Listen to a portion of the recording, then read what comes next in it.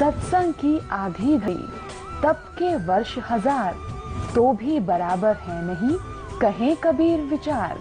देखिए सभी पवित्र धर्मों के पवित्र शास्त्रों व ग्रंथों के आधार पर आपकी पुस्तक अरदास पढ़ा रहा है। अगर वो अच्छा ज्ञान है तो ग्रहण कर लेंगे सारी जनता, और गलत है तो उसको त्याग देंगे। पढ़ाने का यही उद्देश्य है दास। जगत गुरु तत्वदर्शी संत रामपाल जी महाराज द्वारा अद्वितीय आध्यात्मिक सत्संग प्रवचन का विशेष प्रसारण प्रतिदिन सायं 7:40 पर सिर्फ साधना टीवी पर। जब हम परमात्मा की शरण में आ जाएंगे, सतनाम का सच्चे नाम का जाप करेंगे, ये माया आपके चारों तरफ पड़ी रहेगी, लेकिन फिर हमने इसकी आवश्यकता ना रहे। अब जैसे हम शराब पीते थे, बीड़ी पीते थे, यानी दास नहीं पीता था, उसे बता रहा हूँ, बीड़ी बैड़ी कभी नहीं पी, लेकिन जैसा भी जो भक्त आए हैं शरण में, शराब पीते थे, तम्बाकू प्रयोग करते थे, लंबी लंबी सिगरेट ला के टोर दिखाया करते थे, हैं मांस खाते थे, और 100 तरह की लोग दिखावा ड्रामे करते थे। ये सारे छूट जाएंगे इस भक्ति मार्ग में, ये प्रतिबंध लगाए जाते हैं। तो वह माया जो वेस्ट जाती थी, एक शराब पीने वाला, उसका तो एस्टिमेट नहीं लगा सकते एक दिन में कितना नाश कर दे। एक सिंपल सी बीड़ी और तम्बाकू प्रयोग करने वाला, सिगरेट पीने वाला कम से कम 20-30 रुपए डेली बर्बाद कर देता, बल्कि आज तो ज्यादा हो गए होंगे। तो महीने में एस्टिमेट लगाओ तो 1000 का तो उसका कम से कम ये खर्चा हो गया, ये बच गया। फिर शराब पीने का तो एस्टिमेट नहीं, एक महीने में 10,000 पी जाए, 15,000 का नाश कर दे। ऐसे जो हम लोग दिखावा और ये अपना अननेसेसरी वस्तुओं का प्रयोग करते थे, वो खत्म हो जाएगा। फिर वह माया आपके चारों तरफ लौटी रहेगी। थोड़े से काम में और खूब गुजारा होगा। परमात्मा की भक्ति में इतनी शक्ति है, जैसे पहले हम देखा करते थे, एक सेठ था, उसका लड़के के पेट में दर्द हो गया और ऐसा है पीड़ा होगी, अचानक ले गए हॉस्पिटल में, प्राइवेट हॉस्पिटल में, जो उनका जानकार था। उसने देखा जल्दी, भाई इतनी पीड़ा है तो कोई, उसने अपनी सोच से ऑपरेशन कर दिया अपेंडिक्स का, ऑपरेशन कर दिया, अपेंडिक्स निकाल दी। पीड़ा ज्यों की तो बनी रही। जब वो पेन किलर बंद करी तो फिर ज्यों की तो पीड़ा। फिर उसी तरह फिर दूसरे डॉक्टर के पास ले गई। उसने क्या देखा कि इसकी जो है ना झिल्ली में डिफेक्ट है, वह झिल्ली निकाल दी। फिर पीड़ा ज्यों की त्यों बनी रही। फिर लास्ट में पता चला कि इसकी बड़ी आंत में बहुत इन्फेक्शन है। अब कहां से चला था, लाखों रुपये लागे, ब्रांड मटी नौकी नहीं हुई, जब जाकर उसकी जान बची। और 2-3 महीने तक ऐसे ब्रांड मटी रही। और अब क्या होगा जब भक्ति से हम जुड़ जाएंगे। पुण्यात्मा, इसलिए भगवान की तलाश की जाती है, क्योंकि हम बहुत युगों से पापों का ढेर लगाते आ रहे हैं। पाप के प्रभाव से थोड़ा बहुत हानि शरीर में भी होने लगती है, तो थोड़े ही ट्रीटमेंट में 100 रुपये की दवाई में आप स्वस्थ हो जाओगे, और नहीं तो लाखों लाख का पीछा छूटर मौत भी हो जाए। तो इस प्रकार परमात्मा आपको सहयोग देने लगेगा। ये दास का बहुत बिटर एक्सपीरियंस है इस मार्ग में। तभी इस मार्ग को, परमात्मा के मार्ग को, उसके आदेश को आप तक पहुंचाने की चेष्टा की है कि इससे बहुत लाभ मिलेगा आपको। ऐसा लाभ मिलेगा आप सोच नहीं सकते।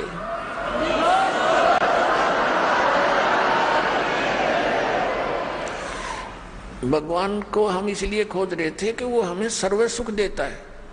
तो वो सर्व सुखदायी परमात्मा मिला ही नहीं था, अब मिला है सर्व सुखदायी।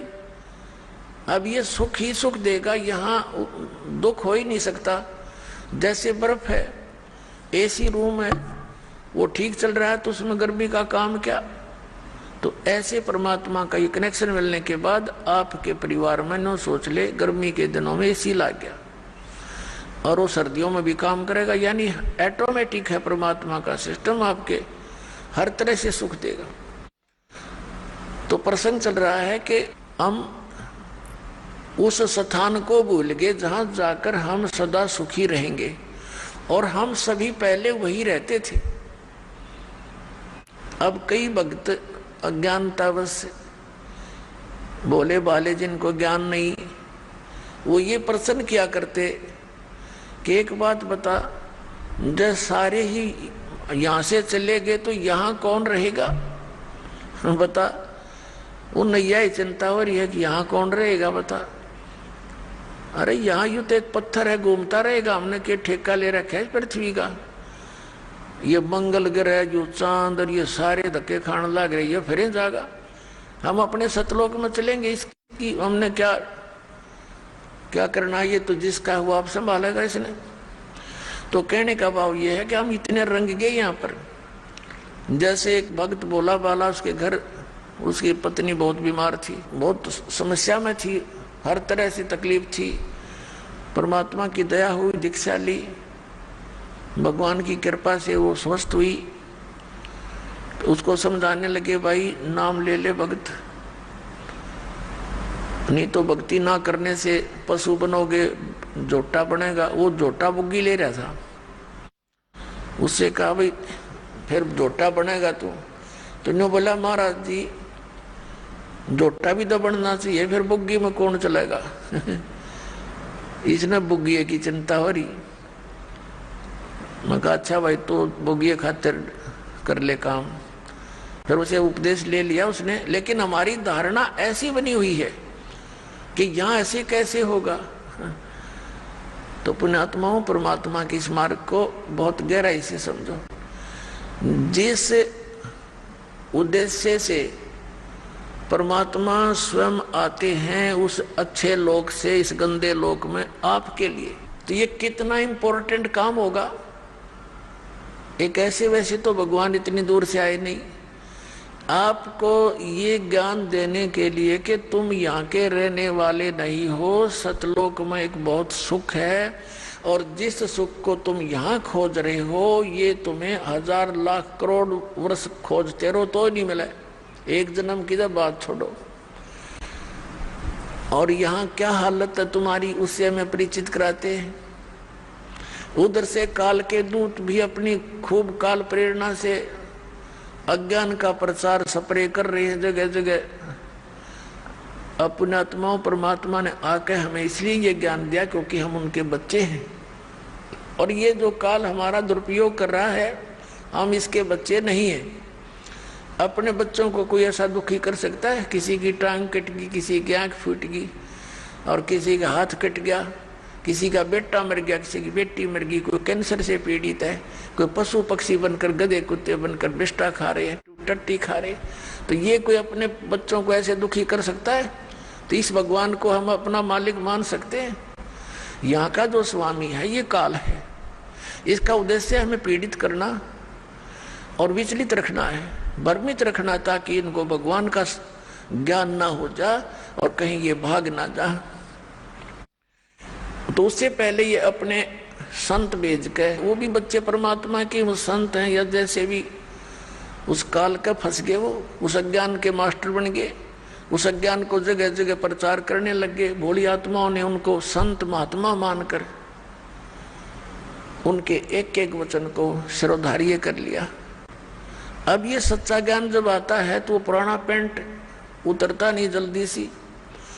तो दास के ऊपर दया करी परमात्मा ने कि पहले इन सभी सदग्रंथों का ज्ञान करवाया, और फिर इन संतों के वचनों को देखा कि ये क्या बताते हैं, हमारे सदग्रंथ क्या बताते हैं। फिर पता चला कि ये तो भाई गलत कर रहे सारा काम, ये तो आसपास में नहीं सदग्रंथों के 1, 2, 3, 4, 10 सैकड़ों की संख्या में इन संतों के इतिहास को, इनके ज्ञान को दास ने पढ़कर देखा। शायद ये तो अच्छा महात्मा दिखाई देता है, इसका शायद ठीक मिल जावे। फिर जो चले गए यहाँ से महापुरुष, जिनका बड़ा बोलबाला था, ये मैं ऋषिदानंद जैसे नकली, इनसे बड़ा प्रभावित था दास। और दास ने इसके सत्यार्थ प्रकाश को इस उद्देश्य से इस तत्व ज्ञान की प्राप्ति के बाद पहले भी पढ़ते थे, पहले समझ में नहीं आता था कुछ भी कि महापुरुषों की वाणी हम नहीं समझ सकते, ये सोच कर रख देते थे इसको, ऐसे इन पुराणों को रख देते थे भाई ये तो भगवान की माया है, हम कैसे समझ सके। और जब दास की परमात्मा ने वो आँखियां बना दी तत्व ज्ञान वाली, उस दृष्टि से जब इनको देखा उन चश्मों से, तत्व ज्ञान वाले चश्मों से, फिर देखा अरे नाश कर रखा सारा, कख भी नहीं इनके पास, ना वेदों वाला ज्ञान, ना कोई संसारिक व्यवहारिक बातें ठीक इन लोगों की। तो बड़ा चिंता का विषय बना। और इस सत्यार प्रकाश को दास ने इसलिए पढ़ा था कि ये महापुरुष का लिखा हुआ है और इस महापुरुष के विचारों को सभी मानते हैं और परमात्मा दया कर दे और कबीर परमेश्वर के वचनों का समर्थन मिल जाए तो मुझे ये ज्ञान आगे बढ़ाने में घड़ी सुविधा हो जाएगी कि देखो सत्यार प्रकाश में महर्षि दानंद ने भी ऐसा ही बोला है। अब देखा तो महर्षि दानंद ऐसा डकली पाया को देखा को नहीं मैंने, तो तेरा गजब भैया, एक भी व्याख्या वेदों और किसी से भी नहीं मिल रही सदग्रंथों से, तो बड़ा दुख हुआ। तो इसलिए फिर जनता के सामने रखने शुरू किए कि ये ओरिजिनल नोट है, हमारे सदग्रंथ तो ओरिजिनल नोट है और ये डुप्लीकेट नोट है इन संतों के जिनको तुम ओरिजिनल मान करके ग्रहण किए हुए हो। अब प्रारंभ में तो दास को बड़ी कठिनाई का सामना करना पड़ा, क्योंकि श्रद्धालु लोग ये कहते हैं कि किसी की आलोचना नहीं करनी चाहिए, अपना ज्ञान बताओ। अरे अपना अपना सारे बताओगे तो सबका अपनी अपनी डफली, अपना अपना राग, फिर वो ज्ञान के रह गया तो जो जैसा कहेगा वो तो ऐसा चल ही रहा था। फिर पुण्यात्माओं, जैसे एक बार किसी ने 500 के नोट नकली छाप लिए और वो मार्केट में पहुंच गए, उनका पता लगा सरकार ने, तो फिर जनता को ठगने से बचाने के लिए एक समाचार पत्रों के माध्यम से, टीवी के माध्यम से ओरिजिनल और डुप्लीकेट दोनों दिखाए, उनकी भिन्नता बताई, ओरिजिनल ऐसा होता है, डुप्लीकेट ऐसा होता है। तो क्या सरकार आलोचना कर रही थी? एक महापरोपकार कर दिया ना, लाखों लोग ठगे जाते, गरीब व्यक्ति मारे जाते जिनके 5-7 हजार रुपये होते, वही ठग नकली कागजों में लग जाते। तो पुण्यात्माओं, दास का यही प्रयत्न समझ लेना, ये पूरा विश्व याद किया करेगा इस दास को। ठीक है, दास को बहुत कठिनाइयां आई हैं,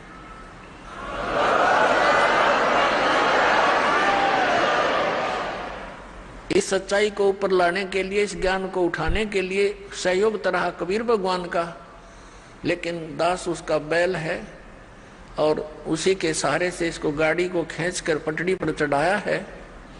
पहले तो खाचे में कीचड़ में डाल रखी थी और इसमें बहुत से संकट दास के ऊपर आए हैं। साथ में हमारे बच्चे जो परिचित हो गए थे उन्होंने बड़ा सहयोग दिया अपने बहन भाइयों को समझाने का, वहाँ तक ये संदेश भगवान का पहुँचाने में बहुत सहयोग दिया है। और आपका भी फर्ज बनता है, ये सच्चा ज्ञान है, इससे पूरे विश्व में शांति होगी, प्रत्येक प्राणी का कर्तव्य बनता है।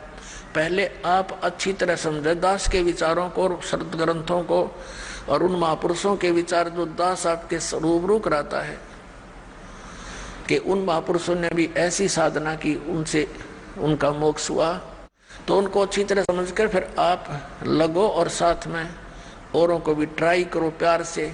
ये मार्ग कोई बलपूर्वक कराने का नहीं होता, ये ज्ञान से होगा।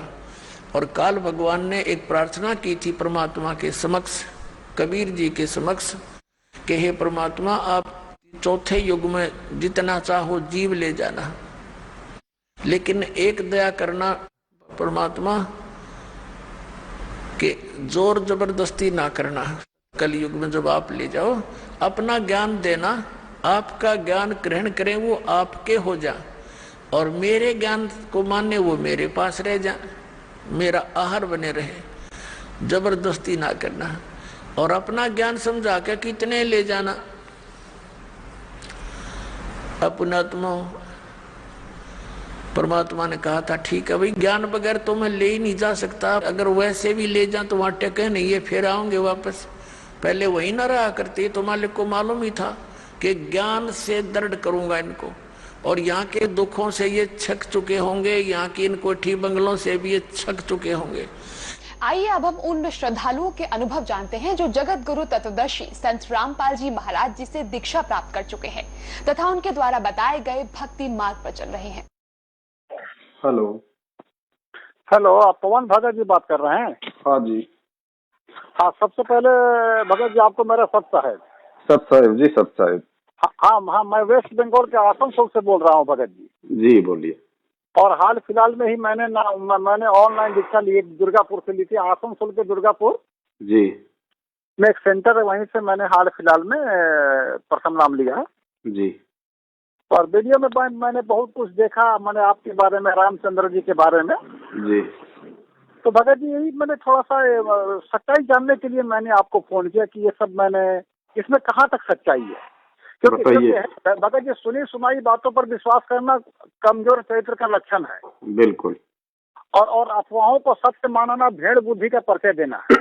बिल्कुल सत्य बात। हाँ, तो यही भगत जी मैंने आपसे पूछा तो इसमें कहाँ तक सच्चाई और कैसी कैसी, मैंने इससे क्या होता है ना कि नए भगतों का विश्वास थोड़ा सा डगमगाने लगता है।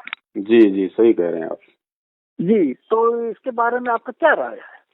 देखिए, हम तो आपसे यही प्रार्थना करेंगे जी कि आप जी ने संत रामपाल जी महाराज जी के सत्संग सुने। जी। सत्संग सुन के आपकी आत्मा ने आपको स्वीकृति दी कि भाई ये परम संत है, सच्चा गुरु है, सच्चा ज्ञान है, मोक्ष का मार्ग है, और आप इनसे जुड़ जाओ। जी। और भगत जी एक बात छूट गई बोलने के लिए, मैं बोल सकता हूँ? हाँ जी बोलो। हाँ, इसके पहले चूंकि मेरी उम्र है अभी 55 बरस जी, और मैं 18 साल तक राधा स्वामी सत्संग ब्यास से जुड़ा रहा। जी। 18 वर्षों तक मैं राधा स्वामी सत्संग ब्यास पंजाब से जुड़ा रहा। और मैं परम संत रामपाल जी महाराज का सत्संग सुन करके जो तुलसी साहब की किताब से बोल रहे थे कि 5 नाम काल के जानो जी, तो मेरे को बड़ा धक्का लगा। और मैं चूंकि पुस्तक पढ़ने का बड़ा शौकीन, और मैंने तुरंत ऑर्डर कर दिया, इलाहाबाद से उस पुस्तक को मैंने मंगवा लिया। जी। और मंगवाने के बाद मैंने सत्यापन की जांच शुरू कर दी। जी। मैंने देखा कि परम संत मंदिर छोड़ सतगुरु रामपाल जी महाराज की बातों में 100% सच्चाई है। जी। और ये जान करके मैंने दुर्गापुर और कलकत्ता में फोन किया कि ऐसी ऐसी बात है, तो फिर जाकर के मैंने प्रथम नाम वहां से ले लिया। जी जी। अब बोलिए सर। तो दास तो ये कह रहा था कि जब हर तरीके से संतुष्टि के बाद आपकी आत्मा ने आपको स्वीकृति दी कि भाई यहाँ से अब आपको जुड़ जाना चाहिए। जी। लेकिन जुड़ने से पहले आप जी थोड़ा सा यदि विचार कर लेते कि मेरी आत्मा ने यदि इतने वर्ष तक धोखा खाने के बाद आध्यात्मिक मार्ग में जब पहली बार सच्चाई की ओर जाने के लिए इशारा किया है, और जिस महापुरुष का नाम लेने के लिए आत्मा कह रही है या उनसे जुड़ने के लिए कह रही है जी, तो सबसे पहले आपको ये विचार करना चाहिए था कि भाई वो महापुरुष जेल में क्यों है। जी। पीछे का कारण क्या है, क्योंकि ऐसा ज्ञान देने वाला, आत्मा को तड़पा देने वाला कुछ गलत तो कर नहीं सकता। जी। तो फिर गलत हुआ क्या, किसने किया, क्यों किया, बरवाला कांड का रीजन क्या है। आपको नाम दीक्षा लेने से पहले उस बरवाला कांड की गहराई में आपको जाना चाहिए था। जी। लेकिन वो आप नहीं जा पाए, ये आपकी गलती रही। अब आप ये भी नहीं कह सकते कि भगत जी हमें पता नहीं था। भाई देखो, पता नहीं था ये अपनी गलती है, क्योंकि आप जिसे अपना गुरु बनाने जा रहे हो जी, तो कम से कम आपको ये तो पता करना चाहिए कि मेरा गुरु है कहाँ, रहता कहाँ है, उसका आश्रम कहाँ है। जी। जी। है ना। तो जाहिर सी बात आपको मालूम तो जरूर हो गया होगा कि भाई वर्तमान में गुरुजी जेल में है। जी। जी। लेकिन आप उस कारण में नहीं जा पाए, और कारण में ना जा पाने के कारण आप इन फर्जी नामदान केंद्रों से जुड़ गए। जी। और कारण में चले जाते भगत जी तो ताश की तरह सारे पत्ते आपकी आंखों के सामने होते कि भैया जिस परम संत ने दुनिया का सर्वश्रेष्ठ आध्यात्मिक ज्ञान दिया है, जो चींटी तक को सताने के लिए अपने भक्तों को मना करता है जी, वो संत कैसे अपने ही भक्तों के हाथों में पत्थर पकड़ा देगा, पेट्रोल बम पकड़ा देगा, हथियार पकड़ा देगा और पुलिस वालों के सामने खड़ा कर देगा कि मैं कोर्ट में नहीं जाऊंगा और पुलिस को अंदर मत आने दो। ये भगत जी संतों के नहीं, ये तो गुंडों के काम होते हैं। तो वो गुंडा कौन था जिसने उस महापुरुष की आड़ में उसके भक्तों को बरगलाया, उसके भक्तों को बेचारों को मूर्ख बनाया, उनकी भक्तों की श्रद्धा और भावना जो उनके अपने गुरुदेव के प्रति थी उनका नाजायज फायदा उठाया जी। तो मालूम पड़ता कि वो सबसे बड़ा जो गुंडा था, सबसे बड़ा जो वो दुष्कर्मी इंसान था, वो स्वयं उस महापुरुष का छोटा भाई महेंद्र था जी। और उस महेंद्र ने सन 2012 में ही छल बल करके पूरे आश्रम को अपने हवाले कर लिया था, फर्जी डॉक्यूमेंट्स बनवा के जी। और नीचे नीचे राष्ट्रीय समाज सेवा समिति नाम का एक संगठन बना लिया था। उस संगठन में अपने मतलब के लोगों को उसने ऐड कर लिया, जिसमें गुरुजी का जमाई भी था, गुरुजी के दोनों लड़के भी थे और भी मैन जो आदमी थे मैनेजमेंट में, उन सबको उसने उस राष्ट्रीय समाज सेवा समिति के बैनर तले इकट्ठा कर लिया। और ये लोग गुरुदेव की एक भी बात नहीं माना करते थे, आश्रम में सारी अपनी मनमानियां किया करते थे।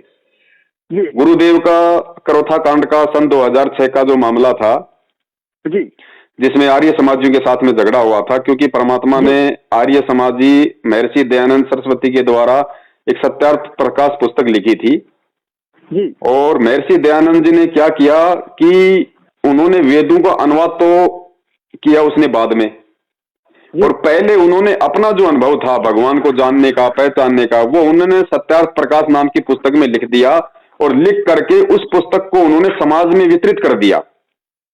जी जी जी, उन्होंने सबका पर्दाफाश किया, राधा स्वामी मत का भी पर्दाफाश किया और समाज के प्रति मैंने सभी संतों महात्मा नकली गुरुओं को उन्होंने पर्दाफाश कर ही दिया। जी जी जी। नहीं, वो बात आपकी सही है, लेकिन मैं जिस पॉइंट पे आ रहा हूँ और जहां पे आपको लेके जाना चाहता हूँ, मैं उस पॉइंट पे आ रहा हूँ भगत जी। वो तो आपने देख लिया होगा सारा, हमें पता है अब तो जी। तो महर्षि दयानंद जी ने सत्यार्थ प्रकाश को पहले लिख के समाज में बांट दिया। बोलिए। तो महर्षि दयानंद जी ने सत्यार्थ प्रकाश को लिख के पहले मार्केट में बांट दिया जी, और बाद में जब उन्होंने वेदों को देखा कि वेदों में क्या लिखा है, तो वेदों में तो बिल्कुल विपरीत लिखा हुआ था जो उन्होंने सत्यार्थ प्रकाश में लिखा था। तो फिर महर्षि दयानंद जी ने क्या किया कि सत्यार्थ प्रकाश वाली बात को ऊपर रखने के लिए वेदों के अर्थों में अनर्थ कर दिया जी, जिसका पर्दाफाश सतगुरु रामपाल जी महाराज जी ने किया। जी जी। और जब उसका पर्दाफाश सतगुरु रामपाल जी महाराज जी सार्वजनिक तौर पे सत्संगों में, टीवी चैनलों पे करने लगे, तो आर्य समाज के जो कुछ प्रतिनिधि थे जिनकी रोजी रोटी उन शास्त्रों को बेच के चल रही थी, उन लोगों ने बेचारी भोली जनता को भड़काना शुरू कर दिया कि रामपाल जी गलत अनुवाद बता रहे, महर्षि दयानंद जी की निंदा करते हैं, सत्यार्थ प्रकाश की निंदा करते हैं। इस तरह से लोगों को भड़का के उन्होंने करोथा कांड करवाया। जी जी। और करोथा कांड में प्रशासन भी उन्हीं आर्य समाजियों के साथ में था। कहने का मतलब है वो झूठा वहां पे झगड़ा करवा दिया जिसमें एक व्यक्ति की मौत हो गई जिसका नाम था सोनू, और वो मुकदमा लग गया संत रामपाल जी महाराज जी पे कि भाई संत रामपाल जी महाराज जी के कारण इसकी मौत हुई है।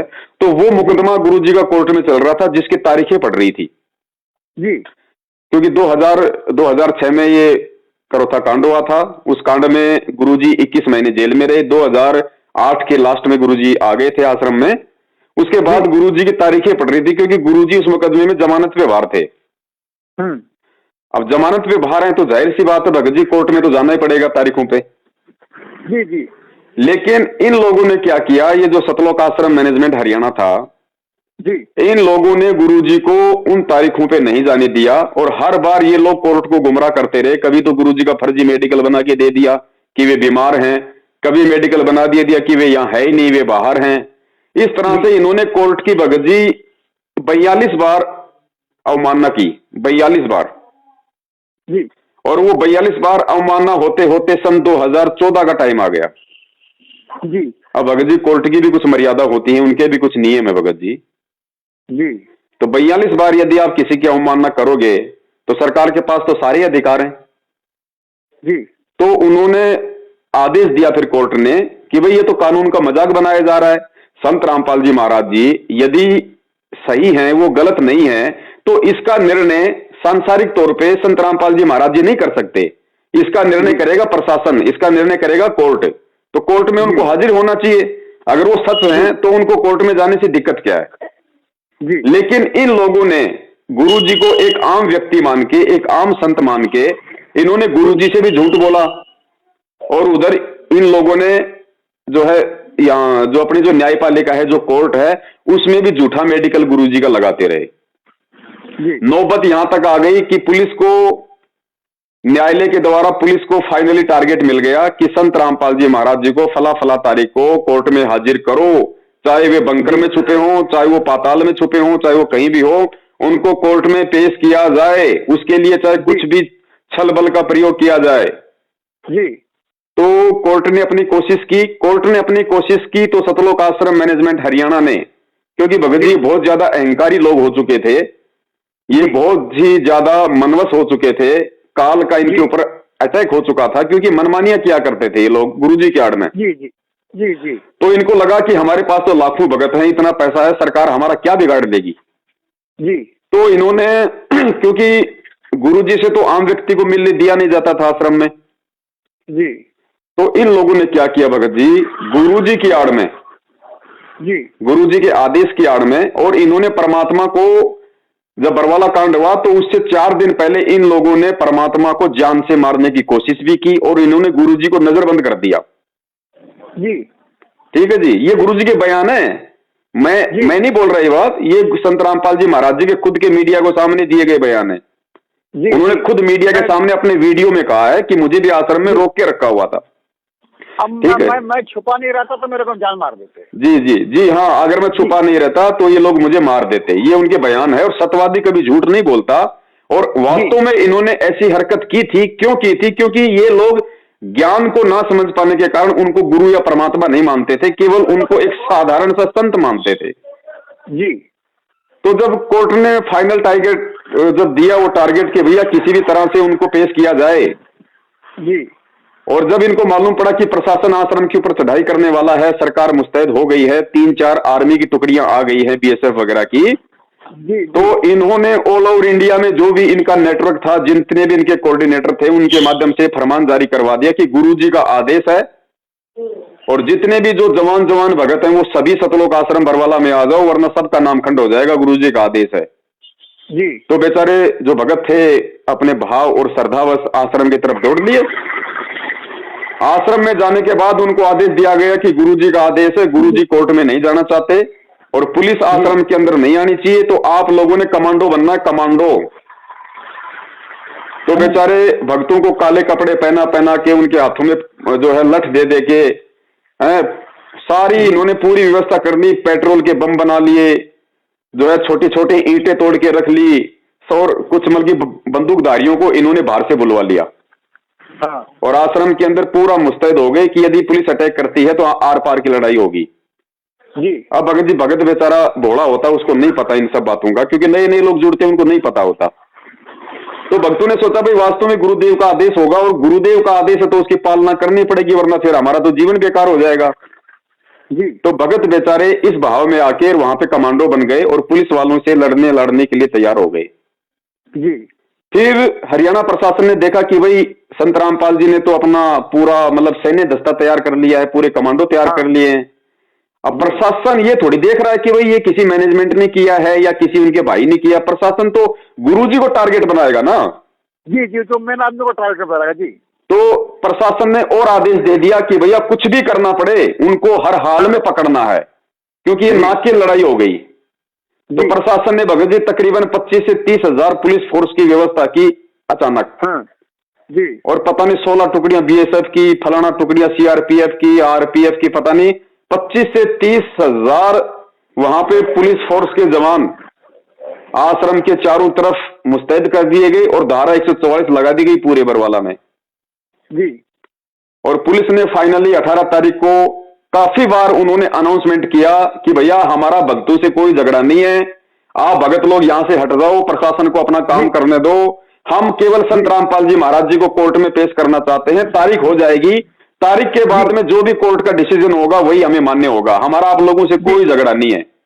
जी जी ठीक है। तो उसी समय ये जितने भी मैनेजमेंट के लोग थे, आपने इनके इंटरव्यू भी देखे होंगे, हमने भी भेजे हैं, तो खुद वहां पे संत रामपाल जी महाराज जी का जो भाई है महेंद्र, उसने मीडिया को इंटरव्यू दिया कि संत रामपाल जी महाराज जी आश्रम के अंदर मौजूद नहीं है, हमने उनको स्वास्थ्य इलाज के लिए परसों बाहर भेज दिया हॉस्पिटल जी।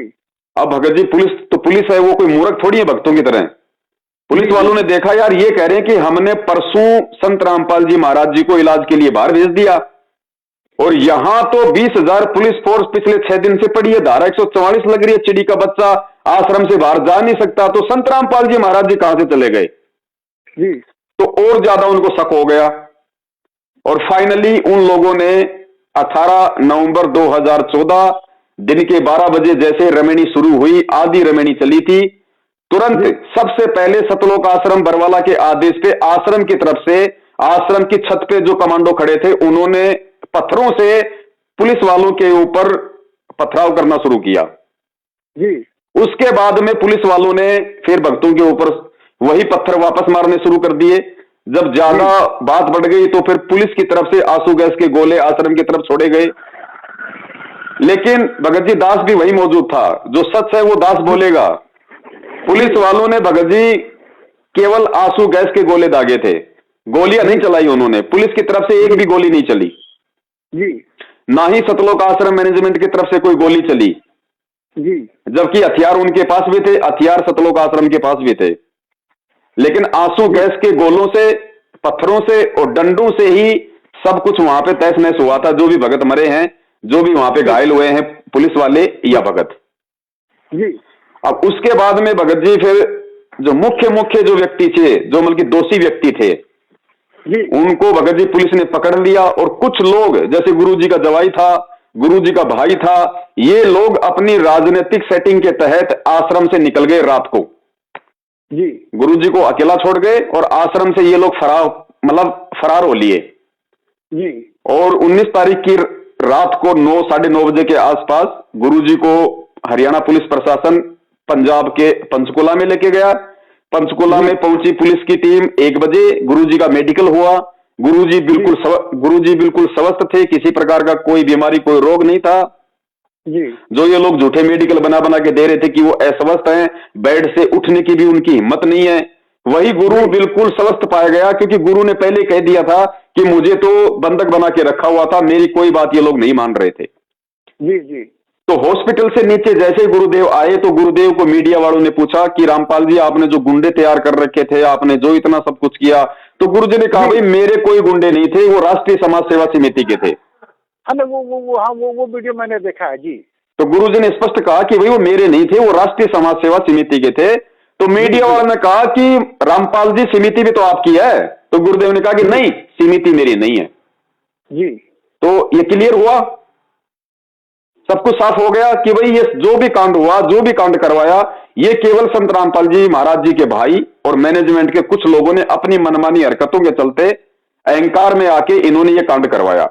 उसके बाद जब कोर्ट की प्रक्रिया शुरू होती है जी, और जब गुरुजी के बयानों की बारी आती है, या जैसे जो रिमांड हुआ उनका वहां पे जी, और जो भी अखबार में आता था, जो भी सारी सिस्टम थे, उसमें गुरुजी ने मैनेजमेंट को ही दोषी बताया, ना किसी आर्य समाज जी को दोषी बताया, ना किसी नेता को दोषी बनाया, ना किसी प्रशासन को दोषी बताया।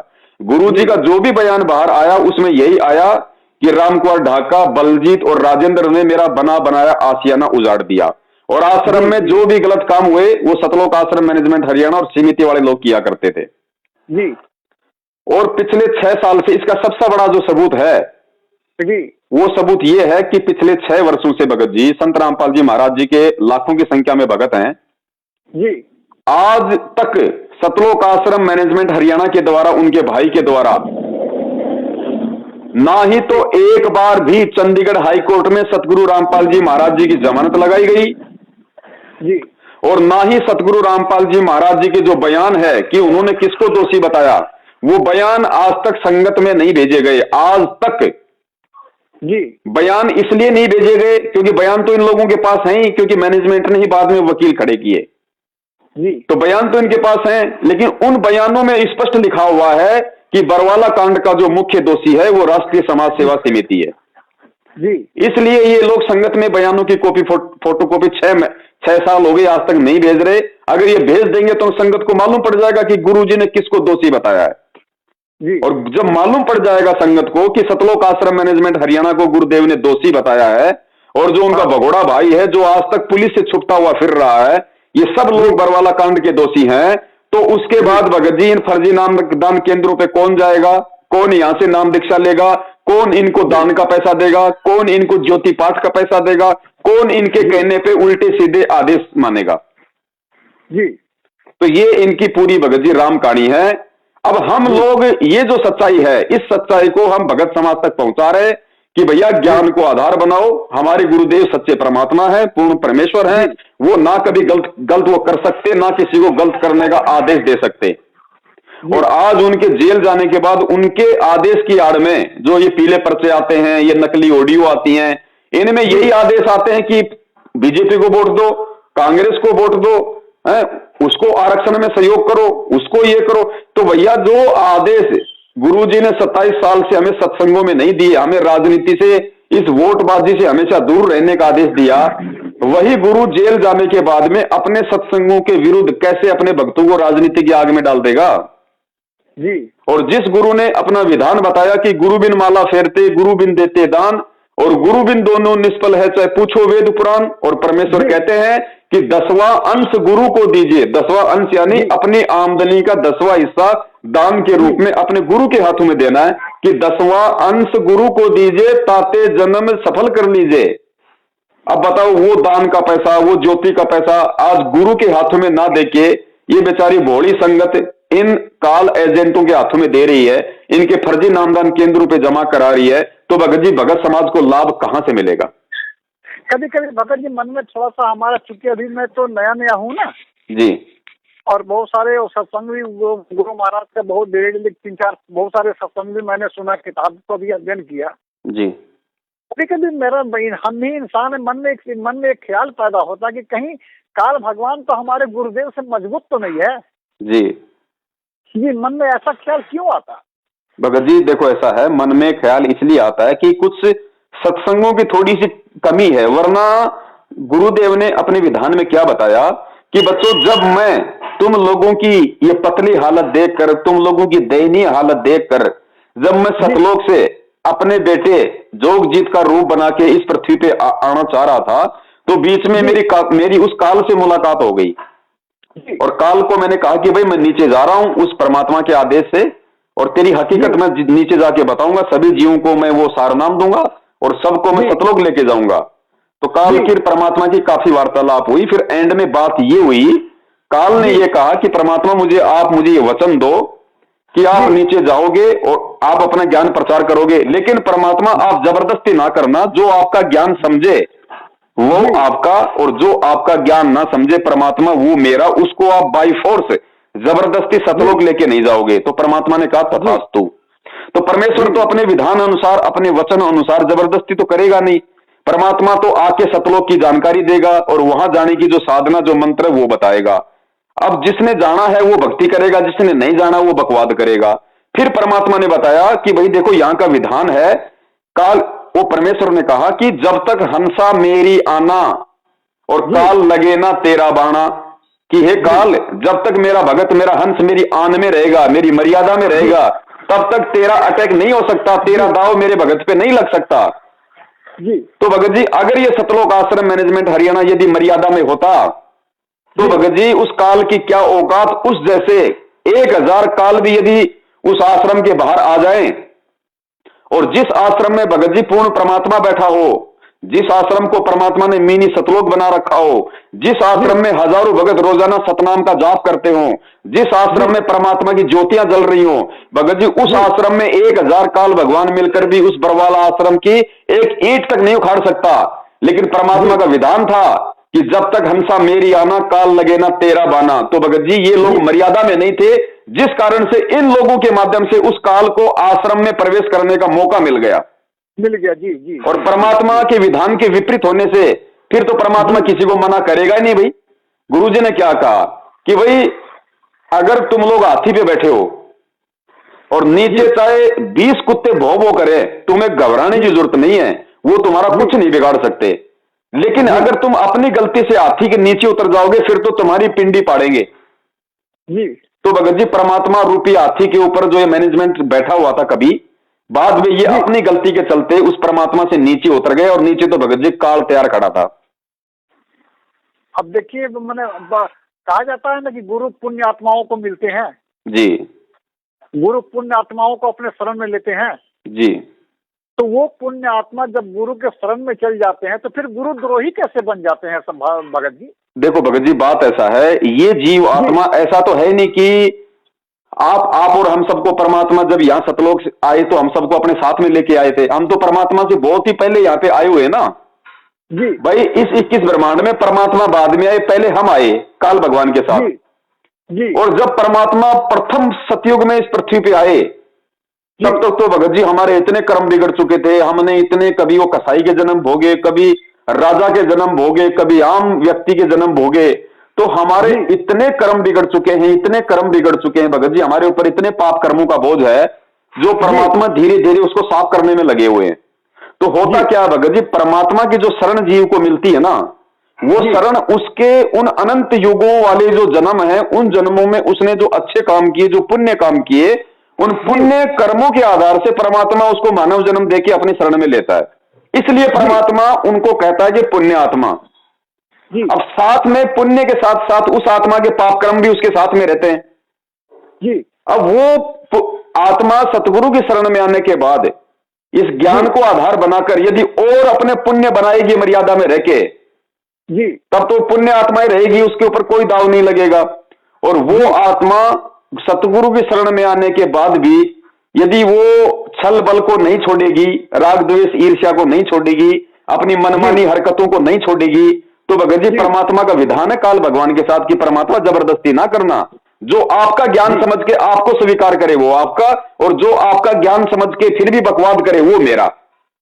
जी। तो जो बकवाद करता है भगत जी, फिर काल उस पर हावी हो जाता है और फिर उसके अंदर वो गुरु और भक्ति के प्रति उल्टी भावना भर देता है, जिसके चलते फिर वो गुरुद्रोही हो जाता है। हाल फिलहाल में एक वीडियो मैंने देखा था भगत जी जी जिसमें आपकी मैंने बातों में उतना मैंने इतना ज्यादा दम था जी। वो वीडियो मैंने देखा था कि आप जवाब दे रहे थे इनका कि रंभदूत के एक नितिन रायजादा नाम के जो संत कबीरपंथी बने हुए हैं। जी जी जी। उसका वीडियो मैंने आपको देखा था, शायद एक साल पहले का होगा, मैंने परसों ही देखा था। जी जी जी। जिसमें आपने उनको चैलेंज भी किया था कि मुझे आकर के मेरे से इस टॉपिक पर आप बात कर सकते हो। भगत जी मदन पंथ को आज भी चैलेंज है, आज भी अगर वो चाहे तो किसी भी दिन इस कबीर पंथ पे ज्ञान चर्चा के लिए आ सकता है भगत जी। जी। और दूसरी बात एक तो ये भगत जी उनको भी मैंने वीडियो देखा था, संजय नाम के भगत जी जो है जी, हिमाचल प्रदेश में गुरु बन करके बैठे हैं जी। वो संत रामपाल जी के ही महाराज के शिष्य है ना। हाँ जी, संत रामपाल जी महाराज जी के शिष्य थे और शुरू में बरवाला कांड के बाद वो भी हमारे साथ मिलके सच्चाई संगत को बता रहा था जी। लेकिन बाद में चल के उसके मन में दोष आ गए, जैसे गुरु जी को उम्र कैद हुई जी तो उसके मन में दोष आ गए, क्योंकि कहीं ना कहीं वो गुरु को मानुष मान रहा था। तो उसके मन में दोष आ गया कि अब गुरु जी जेल से बाहर नहीं आने।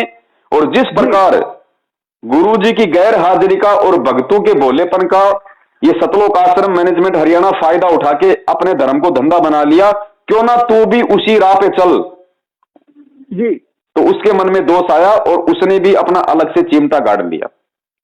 अच्छा, फिलहाल एक वीडियो मैंने देखा था 2014 में, एक निरंकारी महात्मा नाम लिए थे जी, वो बिहार के ही थे। अच्छा। और उन्होंने शायद 52,000 लोगों को नाम भी दिया था जी। और निरंकारी पद पर वो थे, वो छोड़ करके सदगुरु रामपाल जी के शरण में आए थे। 2014 को उन्होंने नाम दीक्षा ली थी। नहीं आया भगत जी, वो शरण में आकर भी शरण में नहीं आया। वो शरण में आकर भी शरण में नहीं आया। आज भी वो निरंकारी है जी, क्योंकि उसने नाम लिया सतगुरु रामपाल जी महाराज जी के जेल जाने के बाद जी। और जेल जाने के बाद में ये जो काल एजेंट सतलोक आश्रम मैनेजमेंट हरियाणा और जो गुरु जी का भाई है, ये लोग देखते मौका कि संगत को कैसे मूर्ख बनाया जाए। तो वो बंदा था वहां का, गुजरात का। हाँ, बिहार का था, बिहार का। नहीं भगत जी, वो गुजरात का है जी। और अब उसको गुरु जी के भाई ने पूरे गुजरात का कोऑर्डिनेटर बना दिया जी। और जो आदेश गुरु जी का भाई देता है वो सारे आदेश वो खुद भी मानता है और बेचारी भोली संगत से भी मनवाता है। खुद के भी वो कर्म फोड़ रहा है और बेचारी भोली संगत के भी वो कर्म फोड़वा रहा है। तो इससे अच्छा तो निरंकारी में रहता तो ही ठीक था। कम से कम अपने उल्टे काम करके कम से कम वो अपने कर्म तो नहीं फोड़ता। जी जी जी जी जी जी। अब उसको प्रधान बना दिया, उसको गुजरात का संगत के ऊपर एमएलए बना दिया। अब भगत जी मान बढ़ाई का तो सारा खेल है बड़े भाई। परमात्मा कहते हैं राज त्यागना सहज है, सहज नारी का ने, मान बढ़ाई ईर्ष्या दुर्लभ तजना ये। तो पहले जो वो गुरु बना हुआ था वहां पे निरंकारी पंथ में, वही गुरुवाई उसको संत रामपाल जी महाराज जी के छोटे भाई ने गुजरात की दे दी। तो क्या बदल गया भगत जी उसका? अच्छा, तो फिर मैंने देखा था कि 2009 के बाद जितने भी नामदान केंद्र दीक्षा दिया वो सारे सब फर्जी दीक्षा केंद्र है। 2009 के बाद नहीं, 2014 के बाद। 2014 से पहले जो बरवाला कांड हुआ ना जी, बरवाला कांड से पहले तो देश विदेश में, उससे पहले गुरुजी ने कहीं कोई नामदान केंद्र नहीं खोला। जहां गुरुजी सत्संग करते थे केवल वही एक नामदान केंद्र था बस। ये गुरुजी के जेल जाने के बाद इन्होंने देश विदेश में 300 से ज्यादा ये फर्जी नामदान केंद्र, ये दुकानें जगह जगह खोल दी इन्होंने। अच्छा, जी जी जी जी जी। उससे पहले नहीं था। इसलिए तो हम कह रहे हैं अगर गुरु ने नामदान केंद्र खोलने होते तो कांड से पहले खोल देता ना। तो हमने देखा था वीडियो में कि 2009 के बाद जो नामदान दीक्षा दी जा रही है वो फर्जी नाम। हाँ भगत जी देखो, ऐसा 2009 से सतलोक आश्रम बरवाला में डीवीडी से नाम दीक्षा दी जाने लगी थी। इसके पीछे का क्या रीजन है वो अभी हमने 1 घंटे का वीडियो बना के पूरा डाला हुआ है जी। गुरुजी ने तो स्पष्ट तौर पे बोल रखा है अपने वीडियो में, आपने देखा भी होगा, सुना भी होगा। गुरुजी कह रहे हैं कि पुण्यात्माओं इसी तरह से डीवीडी से नाम दिया जाएगा, फिर सारनाम भी डीवीडी से दिया जाएगा, लेकिन ये दास के सतलोक जाने के बाद ये व्यवस्था की जाएगी। जी जी। तो हाँ, तो कहते हैं साध वचन पलटे नहीं, पलट जाए ब्रह्मांड। और सतगुरु कोई बच्चा नहीं होता जो मतलब भाई क्या बोल रहा है आगे जाके वो भूल जाएगा। जी जी। तो सतगुरु का वचन सत्य है। जब सतगुरु ने कह दिया कि मेरे सतलोक जाने के बाद में डीवीडी से नाम दीक्षा दी जाएगी, तो फिर 2009 से डीवीडी की शुरुआत किसने की? भगत जी चक्कर क्या होता है, आध्यात्मिक मार्ग का वही हमें सिस्टम समझना पड़ेगा कि काल और परमात्मा के क्या जो है वो एग्रीमेंट हुआ था। काल ने कहा था परमात्मा जबरदस्ती ना करना, तो परमात्मा ने जब वो सत्संग कर दिया, परमात्मा ने उससे पहले भी कई बार बोल दिया कि नाम देने का अधिकारी केवल परमात्मा होता है और मेरे अलावा कोई नामदान नहीं देगा, ठीक है। और वो डीवीडी परमात्मा ने 2005 में बना दी थी, ध्यान रखना। डीवीडी नाम की परमात्मा ने 2005 में बना दी थी। अगर डीवीडी से नामदान देना होता तो भगत जी फिर 2005 के 1 साल बाद करोथा कांड हुआ, गुरुजी 21 महीने जेल में रहे, तो उन 21 महीनों में डीवीडी से नाम दीक्षा क्यों नहीं दी गई? क्यों कोई नामदान केंद्र नहीं खोला गया?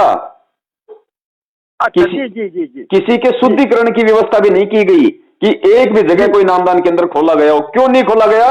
क्योंकि गुरु का वचन था कि मेरे सतलोक जाने के बाद डीवीडी से नाम दिया जाएगा। जैसे ही गुरुजी कांड के बाद 2008 के लास्ट में आए जी, और आश्रम में बहुत सारे भगत आने लग गए, बहुत सारी संगत नाम दीक्षा के लिए आने लगी, तो ये लोग तो गुरुजी को गुरु मानते ही नहीं थे, उनके परिवार वाले, भाई बंधु, रिश्तेदार, और यही लोग गुरुजी के आसपास रहा करते थे। तो इन लोगों ने गुरुजी को सलाह दी जी कि गुरुजी आप बहुत ज्यादा जो है आप मतलब परेशान हो जाते हो, आप क्या क्या काम करोगे, आप ये शास्त्रों का आप ये अध्ययन भी करते हो, आप भक्तों को आशीर्वाद भी देते हो, सत्संग भी करते हो, तो गुरुजी आपको भी थोड़ा बहुत तो समय चाहिए, टाइम चाहिए आराम के लिए जी। क्योंकि इन्होंने गुरु को परमात्मा नहीं माना, गुरु को अपने जैसा एक मतलब बूढ़ा इंसान मान रखा था जी। तो परमात्मा तो भगत जी जबरदस्ती नहीं करता, और परमात्मा ने एक तीर से 2 शिकार करने थे। ऐसा भी नहीं है कि वो गुरुजी की ही मतलब सहमति नहीं थी, गुरुजी की भी उसमें सहमति थी। क्योंकि अगर ये लोग इतने समझदार होते तो परमात्मा को ये सलाह ना देते कि गुरुजी अब डीवीडी से नाम दीक्षा शुरू कर दो और आप थोड़ा आराम करो जी। जब गुरु ने देखा इन नालायकों को इतना ज्ञान नहीं है तो क्यों ना इनको एक झटका दे दिया जाए। जिस प्रकार 650 साल पहले परमात्मा ने उस गणिका माई को, जब ये मैनेजमेंट वाले जब वहां पे जो आश्रम के जो प्रबंधक थे, जब उसको आश्रम में बेचारी को परेशान करने लगे कि तू वैश्या है, सत्संग सुनने के लिए मत आया कर, तेरे कारण हमारे गुरुजी पूरे काशी में बदनाम हो रहे हैं, तब परमात्मा ने सोचा कि इतने साल मैंने ज्ञान दिया, इन नालायकों को यह भी समझ में नहीं आया कि कौन बदनाम होता है और संगत के ये ठेकेदार बन गए, तो क्यों ना इनकी मैं एक वो फड़क निकाल लूं। तो ठीक इसी प्रकार परमात्मा को जब इन्होंने सलाह देनी शुरू की बात बात पे जी भगत जी, ये बात मैं कोई अपनी तरफ से नहीं कह रहा, जब 2012 में इन लोगों ने राष्ट्रीय समाज सेवा समिति का संगठन बनाया था तो उसका इन्होंने जो बल्कि संविधान बनाया था 12-13 पेज का, जी। तो उस संविधान के पेज नंबर जो पॉइंट नंबर 12 के ऊपर इन्होंने लिखा हुआ, वो मेरे पास रखा हुआ है, मैंने संगत में जो है मतलब भेज भी रखा है। उसके पॉइंट नंबर 12 पे सतलोक आश्रम मैनेजमेंट हरियाणा ने ये लिखा है कि उसमें लिखा है कि राष्ट्रीय समाज सेवा समिति संत रामपाल जी महाराज जी से किसी भी कार्य में कोई दिशा निर्देश नहीं लेगी जी। और संत रामपाल जी महाराज जी का काम केवल इतना है कि वो शास्त्रों का अध्ययन करे, भगत समाज को मतलब सत्संग करे। इसके अलावा संत रामपाल जी महाराज जी को बाकी सभी कामों से उनको फ्री रखा जाता है जी। कहने का मतलब है उस भगवान को 2 कौड़ी के जीव ने सेवा दे दी कि आपका काम केवल इतना है, आप सत्संग करो, अपना आराम करो, फालतू की बकवास नहीं, बाकी काम हम करेंगे और हम जो काम करेंगे उस काम में हम आपसे कोई सलाह नहीं लेंगे जी। तो भगत जी उस आधार से दास ये बात बोल रहा है कि इन्होंने डीवीडी की जो सलाह थी खुद इन्होंने गुरुदेव को दी, और गुरुदेव ने तो भगत जी खेल खेलना था क्योंकि संगत को ज्ञान आधार से परमात्मा ने तैयार करना था जी। तो परमात्मा ने कहा भाई ठीक है, जैसा तुम्हें उचित लगे वैसा कर लो। तो इन्होंने परमात्मा की उस सलाह को इन्होंने संगत में आदेश के रूप में पारित कर दिया कि गुरु जी का आदेश है, डीवीडी से नाम दीक्षा दी जाएगी। अच्छा जी जी जी। ठीक है। अब सतलोक आश्रम बरवाला में गुरुजी के रहते सहते जो डीवीडी से नाम दीक्षा दी जा रही थी वो गुरुजी का स्पष्ट आदेश नहीं था, लेकिन गुरुजी की इन लोगों की सलाह पे सहमति थी। और दूसरी बात, आश्रम में जो भी व्यक्ति नाम दीक्षा लेता था वो नाम दीक्षा लेने के तुरंत बाद अपना फार्म हाथ में पकड़ के गुरुजी के दर्शन के लिए जाया करता था। जी जी बिल्कुल। और जब वो गुरुजी के पास दर्शन के लिए जाता था तो परमात्मा उसके फार्म को हाथ में लेके उसके सिर पे हाथ रखते थे और कहते थे कि बेटा अच्छी तरीके से भक्ति करना, परमात्मा तुम्हारे साथ में। तो वो नाम दीक्षा अगर वो गलत थी तो भी वो सतगुरु आशीर्वाद से सही हो जाती थी जी। अब भगत जी गुरु से नाम दीक्षा लेने के बाद तब तक वो नाम काम नहीं करेगा जब तक गुरु आपको सर पे हाथ रख के आशीर्वाद नहीं देगा जी। तो इसलिए वो नाम दीक्षा को हम ठीक कह सकते हैं, लेकिन वर्तमान में ना ही तो उस गुरु का कोई स्पष्ट रूप से कोई आदेश है, ना ही नाम दीक्षा लेने वालों को गुरु का कोई आशीर्वाद मिल रहा है, और ना ही कोई भी व्यक्ति गुरु से जेल में जाके ये आदेश लेके इन नामदान केंद्रों से नाम ले रहा है। तो बताओ भगत जी, हम इसको फर्जी नाम दीक्षा ना कहें तो और क्या कहें? अच्छा, बहुत सारे इंटरव्यू ऐसा देखते हैं यूट्यूब में। हेलो जी जी। तो उस यूट्यूब में कोई बोल रहा है कि मैंने नाम दीक्षा लिया 14 को, 16 को, 18 को, 20 को डीवीडी से और मेरे को बहुत ज्यादा लाभ हो रहा है, इसमें कहाँ तक सच्चाई है? देखो बड़े भाई, लाभ मिलते हैं, परमात्मा अवश्य लाभ देता है जी। कैसे लाभ देता है भगत जी? ये है परमात्मा का भक्ति युग जी। और इस समय आत्मा को भगत जी परमात्मा की जरूरत है जी। और जो भी व्यक्ति संत रामपाल जी महाराज जी से जुड़ता है, चाहे वो ज्ञान समझ के जुड़े, चाहे वो अपने किसी दुख से, किसी रोग से जुड़े, जी। वो आदमी हर जगह जा जाके, हर देवी देवता के जाके, हर हॉस्पिटल में जाके वो परेशान हो चुका, दुखी हो चुका होता है। और उसको जब कोई बताता है, थोड़ा बहुत जब वो ज्ञान सुनता है, भक्तों के इंटरव्यू देखता है, तो उस आत्मा को लगता है कि भाई यहाँ पे मेरा रोग निवारण हो सकता है जी। और जब वो परमात्मा की शरण में आता है, इन नामदान केंद्रों से नाम दीक्षा लेता है जी, तो उस समय उसको एक विश्वास होता है कि भाई भगवान मुझे अवश्य लाभ देगा जी। अब भगत जी ऐसी स्थिति में यदि वो सतगुरु अपनी तरफ से, अपने कोटे से, यदि उस दुखी आत्मा को, जो हर देवी देवता से दुखी है, हर हॉस्पिटल से परेशान है, उसको यदि परमात्मा आज भी लाभ नहीं देगा थोड़ा बहुत, तो भगत जी वो आत्मा सदा सदा के लिए भक्ति और भगवान से अविश्वास कर लेगी। और वो परमात्मा नहीं चाहता कि कोई भी आत्मा, क्योंकि भगत जी भक्ति और भगवान पे विश्वास बनाए रखने के लिए तो परमात्मा ने 3 युगों से पता नहीं कैसे कैसे खेल खेले हैं। ब्रह्मा विष्णु महेश के रूप में, दुर्गा के रूप में परमात्मा ने अपनी आत्माओं को लाभ दिया। जी, जी, जी। इस दुनिया का भक्ति और भगवान से विश्वास ना उठ जाए, परमात्मा ने मीराबाई के जहर को अमृत बनाया, वरना श्री कृष्ण की हिम्मत नहीं थी जहर को अमृत बनाने की, क्योंकि जो श्री कृष्ण खुद जहर लगे तीर से मौत को प्राप्त हुआ, वो कैसे मीराबाई के जहर को भगत जी अमृत बना देगा जिसकी खुद की मौत बल्कि जहर लगे तीर से हुई? जी जी। तो उस कबीर परमात्मा ने भक्ति और भगवान पे आत्माओं का विश्वास बनाए रखने के लिए और वर्तमान समय तक इस भक्ति को जीवित रखने के लिए परमात्मा ने पहला भगत को आग से बचाया। तो भगत जी आपकी बातों ने तो मेरे को रुला कर रख दिया। तो बड़े भाई परमात्मा इसलिए लाभ दे रहा है, और जिस दिन ये भी फाइनल है, जिस दिन चाहे उस आत्मा को कितने लाभ मिल रहे हैं, कितने उसको सुख मिल रहे हैं, उस आत्मा को सुख और लाभ केवल तब तक मिल रहे हैं जब तक वो आत्मा मर्यादा में रह के भक्ति कर रही है। भले ही उसने फर्जी नामदान केंद्र से नाम लिया, कोई दिक्कत नहीं, हमने नाम को कभी फर्जी नहीं बताया, नाम परमात्मा का है, फर्जी केवल नामदान केंद्र है और ये लोग हैं। और जब तक वो भगत मर्यादा में रह के उस नाम का सुमरण करेगा, अपनी भक्ति करेगा, भगत जी प्रॉपर उसको लाभ मिलेगा। लेकिन जिस दिन उस आत्मा को सच्चाई का पता चल गया कि नामदान केंद्र फर्जी है और ये सारा का सारा एक षड्यंत्र है, उसके बाद भी यदि वो आदमी इन्हीं लोगों से चिपका रहेगा, इन्हीं को दान धर्म देगा, भगत जी उसी दिन से परमात्मा उस आत्मा के सिर से अपना पंजा हटा लेगा। क्योंकि परमात्मा का विधान है कि शरण पड़े को गुरु संभाले, जान के बालक भोला रे, कहे कबीर तुम चरण चित राखो, ज्यों सुई में डोरा रो। परमात्मा केवल तब तक ही भगत को शरण देगा जब तक वो भोला है जी। और जब उसको ज्ञान हो गया कि ये सब कुछ ये पूरा षड्यंत्र है, बरवाला कांड केवल सतलोक आश्रम मैनेजमेंट हरियाणा का मनमाना आचरण है और गुरुजी को इन्हीं लोगों ने अपनी उल्टी हरकतों के चलते जेल करवाई है, उसके बाद भी यदि वो इनके कहने पे चलेगा, इनके नामदान केंद्रों पे जाएगा, इनको ज्योति पाठ दान का पैसा देगा, गुरुजी को 10 गालियां निकलवाने के लिए हिसार की तारीखों पे जाएगा, उसी दिन से परमात्मा उस आत्मा से दूर हट जाएगा। उसके बाद उस आत्मा को वही मिलेगा जो उसके संस्कार में है। सुख है तो सुख मिलेगा, दुख है तो दुख मिलेगा। भगत जी मैं जहाँ से नामदान लिया जी, वहाँ 2-3 बार मैं गया और वहाँ के लोग मेरे को कह रहे थे जी, और मैंने वो किया नहीं। वहाँ के लोग मेरे को कह रहे थे कि आप हो सके तो 15,000 रुपया आप वहाँ पर भेज दो आश्रम में जी, आपको करोड़ों जन्मों का पुण्य मिलेगा जी, और नहीं तो कम से कम 2100 रुपया यहाँ पर दे करके रसीद कटवा दो जी। मैंने ये दोनों में से कोई भी बात नहीं सुना जी। बहुत बढ़िया, दया परमात्मा की जी जी। मैंने क्योंकि मैंने जैसे आपने कहा था कि दान देने का अधिकार केवल गुरु जी के हाथ में दान देना है जी जी जी, और किसी के हाथ में दान नहीं देनी है जी। सो मैंने दान नहीं दिया। तो वे लोग थोड़ा सा नाराज हो गए जी। उन्होंने कहा कि आप इस काम करते, इतने बड़े आप ऑफिस सुपरिटेंडेंट हो, तो कम से कम 15,000 या 2100 रुपया का आप ज्योति पाठ के लिए पैसे दे दो।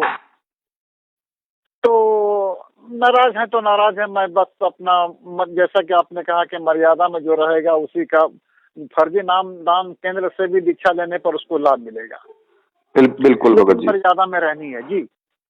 भगत जी परमात्मा ने सन 1994 से 2014 तकरीबन 20 साल से ऊपर का समय हो गया था जी। परमात्मा ने ना तो किसी के दान के नाम पे कोई पर्ची काटी, ना किसी को परमात्मा ने कहा कि तुम दान दो। परमात्मा ने केवल एक अपना आध्यात्मिक विधान बताया कि भाई 10वां अंश गुरु को दीजिए, यानी जो 10वां अंश का पैसा जो तुम अपने गुरु को दोगे, जो कबीर परमात्मा का विधान है, उनकी वाणी है, और जो तुम 10वां अंश अपने गुरु के हाथ में दोगे वो तुम्हारा बनता है धर्म यज्ञ। और वो पैसा परमात्मा अपने ही भक्तों की सेवा में लगाता है, आश्रम बनाने में, उनके लिए भंडारे की व्यवस्था में, नहाने धोने, तो वो पैसा तुम्हारा वो धर्म में लग रहा है। तो वो पैसा तुमने दिया किसको? गुरु को। गुरु कौन? सुपात्र। और सुपात्र को दिया हुआ दान ही फलीभूत होता है, कुपात्र को दिया हुआ दान फलीभूत नहीं होगा। जी जी जी। इसीलिए परमात्मा ने भिखारी को पैसा देने से मना किया है। आप उसको भंडारा करवा दो, आप उसको खाना खिला दो, आप उसको कपड़े पहना दो, लेकिन पैसे का दान गुरु के अलावा सृष्टि में किसी को नहीं देना। या जब तक गुरु आपको आदेश नहीं दे कि बेटा तू इसको पैसा दे दे जी, तब तक जी। और ये बहुत लंबी चौड़ी कहानी है भगत जी। चलिए आपसे बात करके मेरे को मैंने बहुत कुछ, मैंने आँख के सामने जो काली पट्टी लगी हुई थी थोड़ी बहुत ढीली हो चुकी है। वो दया करेंगे परमात्मा। वैसे तो आंखों की सारी काली पट्टी उतारने के लिए परमात्मा ने कोई हजारों वीडियो बनवाए, 5 साल में हजारों वीडियो जी। और भगत जी वही बात है, परमात्मा देखो भगत जी, ये भक्ति इतनी आसान नहीं है। ये भक्ति अगर इतनी आसान होती भगत जी, यहाँ तो हर कोई पार हो जाता, कौन बचता इस लोक में। भगत जी आप यकीन मान लेना, वर्तमान में भी यदि किसी को पार होना है, देखो सतगुरु क्या बोलता है, सतगुरु के इशारों को समझना पड़ेगा। 650 साल पहले कबीर परमात्मा, यही संत रामपाल जी महाराज जी कह लीजिए या फिर वो कबीर कह लीजिए, जब 650 साल पहले वो आए तो वो क्या कहा करते थे कि बच्चों भक्ति करो, सब पार होंगे, हम सब यहाँ से सतलोक जाएंगे, हम भक्ति करेंगे, सब पार होंगे, कहा करते थे ना। लेकिन उस परमात्मा को यह भी पता था कि इनमें से एक भी पार नहीं हो पाएगा जी, और वास्तव में एक भी पार नहीं हुआ। फिर भी वो परमात्मा ये क्यों कहते थे इसलिए कहा करते थे कि इनका भक्ति और भगवान पे विश्वास बना रहे। अपने बच्चों को थोड़ा वो जोश दिलाया करते थे। जैसे कि मान लीजिए आपके जैसे कोई स्कूल है, स्कूल के अंदर हजारों विद्यार्थी होते हैं जी। क्या वो हेडमास्टर प्रिंसिपल कभी किसी को कहता है कि तू पास नहीं हो पाएगा, तू फेल होगा? नहीं नहीं नहीं, नहीं बिल्कुल नहीं, बिल्कुल नहीं। कोई फेल होने वाला होगा उसको भी यही कहेगा कि बच्चा मेहनत कर, पास होगा, चिंता मत कर, मैं तेरे को पूरा नंबर देके भेजूंगा, चिंता मत कर। जी जी। लेकिन भगत जी एंड में पास कौन होगा? जो उस टीचर के द्वारा पढ़ाई गई बातों को जो अपने दिमाग में बैठाएगा, जो उन पे वो रिवीजन करेगा, है वही होगा ना। तो वर्तमान में भी वही बात है भगत जी। परमात्मा तो कह रहे हैं कि वे सब पार होंगे, अरबों खरबों की संख्या में जाएंगे, विमान भर के जाएंगे, लेकिन भगत जी जाएगा कौन? जाएगा वो जो वर्तमान में उनको ज्ञान को आधार बना के और कदम कदम पे भगत जी सोच समझ के पैर रखेगा। क्योंकि परमात्मा कहते हैं कि पग पग पे यो तक तक मारे काल कसाई बाणा। ये जो काल कसाई है भगत जी, इस समय काल इतना चौकन्ना है, इतना चौकन्ना है, क्योंकि जब उसने खुद कहा था परमात्मा को कि परमात्मा 3 युगों में जीव आत्माएं सतलोक थोड़ी लेके जाना, जब चौथा युग कलयुग आए तो आप जितने मर्जी जीव ले जाना। तो भगत जी उसने भी तो पूरी प्लानिंग कर रखी है, वो कोई चद्दर ओढ़ के थोड़ी सो रहा है, वचन तो उसी ने लिया था। तो क्या उसको नहीं पता वर्तमान समय का कि मेरा जो भोजन है वो मेरे हाथ से निकलता जा रहा है? तो वो क्या नहीं करेगा? गुरुजी ने कहा कि वो सूक्ष्म रूप में अपने एजेंट यहां पे भेजेगा, तुम लोगों को विश्वास मिलेगा, तुम्हारी भक्ति को खंडित करवाएगा, गुरु के ज्ञान के विरुद्ध तुमसे आदेशों पे पालन करवाएगा। तो भगत जी ये मैनेजमेंट हमसे क्या करवा रहा है? टोटली ज्ञान विरुद्ध आदेश। तो भगत जी इसीलिए परमात्मा कहते हैं कि पार वही होगा जो ज्ञान को आधार बनाएगा। और परमात्मा की वाणी क्या कहती है भगत जी? परमात्मा की 2 वाणियों को ध्यान रखना सदा भगत जी, तभी आप भक्ति कर पाओगे बड़े भाई।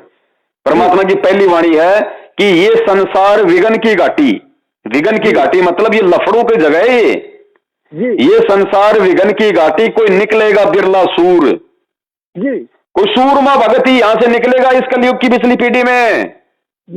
और दूसरा परमात्मा ने कहा, मालिक की वाणी है कि खोकापुर में काग मिले दिन दोई रे, और अरबों में कोई हंस हमारा होए रे। अरबों भक्तों में, करोड़ों भक्तों में कोई एक अंश होगा परमात्मा का जो कलयुग की इस पिछली पीढ़ी में भी जाने के लायक बनेगा भगत जी। लेकिन ये मौका दिया परमात्मा ने, चाहे तो हर कोई वो हंस बन सकता है, चाहे तो हर आदमी वर्तमान समय में, क्योंकि ये मोक्ष मार्ग है, हर प्राणी विघन की घाटी को तोड़ सकता है, लेकिन तोड़ेगा वही जो उनके ज्ञान को आधार बना के चलेगा।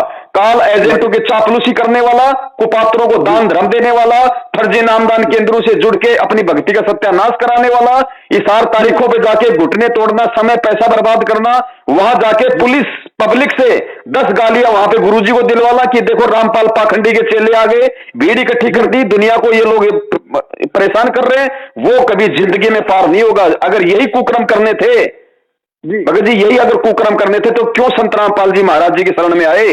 ये तो नकली संतों की शरण में रह के भी कर सकते थे। ये राजनीतियां ये संत आसाराम जी किया करते थे, ये राजनीतियां राम रहीम जी किया करते थे। और ये राजनीति यदि आज सतगुरु रामपाल जी महाराज जी का नाम लेके सतलोक आश्रम मैनेजमेंट हरियाणा करवा रहा है, तो मैं ये कहता हूं कि संत आसाराम, संत राम रहीम और सतगुरु रामपाल जी महाराज जी में क्या अंतर रह गया? तो बड़े भाई ये ज्ञान आधार है, क्योंकि ये समय परमात्मा ने ज्ञान आधार का निश्चित किया है। भगत जी आज हम लोग जितने भी लोग इस पृथ्वी पे हैं भगत जी, हम लोग उतने विकार रहित नहीं है जितने हम 650 साल पहले थे। 650 साल पहले हमारे मन में कोई राग द्वेष, कोई ईर्ष्या नहीं, कोई किसी प्रकार का कोई जो है गुस्सा नहीं आता था, किसी भी प्रकार का किसी के प्रति कोई छलबल नहीं था भगत जी। उसके बावजूद हम उस समय पार नहीं हो पाए, क्योंकि हम उस समय ज्ञान को आधार ना बनाकर परमात्मा को परमात्मा नहीं मान पाए। और आज तो भगत जी इस काल भगवान ने एडी से लेकर चोटी तक हमारे को पाप कर्मों में गाल रखा है, हमारे को विकारों में जकड़ रखा है, और उसके बावजूद भी यदि हम ज्ञान को आधार नहीं बनाएंगे और वही सारी उल्टी हरकत हम करेंगे भगत जी, कौन से विमान में बिठा के ले जाएगा फिर परमात्मा? फिर तो काल के एजेंट, काल के दूत जंजीरों में जकड़ के ले जाएंगे, जंजीरों में। भगत जी दुनिया भर के बच्चे बाहर घूमते हैं और जो बच्चा स्कूल में पढ़ता है और वो बच्चा यदि बाहर घूमता हुआ या शरारत करता हुआ यदि उस टीचर को दिखाई दे जाए तो टीचर केवल उसी बच्चे को डांटेगा जो बच्चा उस टीचर की स्कूल में एडमिशन ले रखा है जी। दूसरे बच्चा चाहे वो गधे पे बैठा हो उसको टीचर कुछ नहीं कहेगा, नहीं कुछ कहेगा जी। तो भगत जी ये नियम किसके ऊपर लागू है जी? ये नियम केवल उसी व्यक्ति के ऊपर लागू है जो संत रामपाल जी महाराज जी की शरण में है। शरण में जी जी जी जी। और भगत जी संत रामपाल जी महाराज जी की शरण में आने के बाद यानी ज्ञान होने के बाद यदि ये प्राणी ज्ञानहीन कुकर्म करता है जी, भगत जी जगत वालों से 10 गुना ज्यादा दोष बताया परमात्मा ने। ये भगत लोग कहां अपने आप में टीटी पाक रहे हैं कि हम तो गुरु की शरण में आ गए, हमारा तो बेड़ा पार हो गया। अरे गुरु की शरण में आने के बाद तो चारों आंखें खोलनी पड़ती हैं तब जाके बेड़ा पार होता है, वरना जगत वालों से भी ज्यादा पाप के भागी बनता है जीव। जी जी जी, वो तो अनजान ही जानबूझकर दिया हुआ है। क्योंकि परमात्मा कहते हैं कि जो अनजाने में गलतियां कर रहा मैं उसको माफ कर दूंगा एक बार, लेकिन मेरा ज्ञान समझने के बाद यदि कोई गलती करेगा उसको माफी नहीं है फिर जी। तो बड़े भाई इसलिए ये ज्ञान आधार की भक्ति वर्तमान में परमात्मा ने निश्चित की है। और जो इस ज्ञान पे चलेगा, देखो भगत जी 650 साल पहले परमात्मा आए, उन्होंने जो सत बोला, जो पाखंडियों के पाखंड की पोल खोली, तो उनके पीछे कितने लोग लगे, हर धर्मगुरु उनके पीछे हो गया, राजा को भड़काया। वही काम वर्तमान में संत रामपाल जी महाराज कर रहे हैं, तो उनके साथ हो रहा है, उनको देशद्रोही बना दिया गया जी जी, और कह दिया गया कि ये तो हिंदू धर्म का नाश करना चाहता है, देवी देवताओं की भक्ति छुड़वाता है, ये तो ईसाइयों के साथ मिला हुआ है जी, और दुनिया उनके सत्संग तक देखने से नफरत करती है।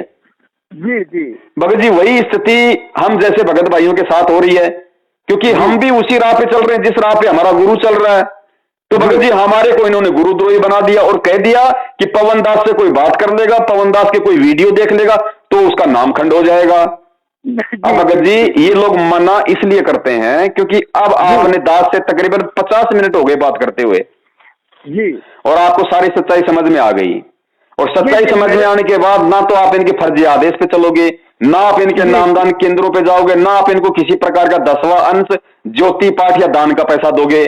तो इनको डर है कि अगर सारी संगत समझ गई तो तुम्हारे जो खर्चे कहां से पूरे होंगे। तुम जो आराम की कमाई खा खा के, जिसकी साइकिल चलाने की औकात नहीं, जिसकी साइकिल खरीदने की औकात नहीं, वो आज संगत के दान पे स्कॉर्पियो 20 लाख की गाड़ी में घूम रहा है, तो वापस इनको साइकिल पे आना पड़ जाएगा।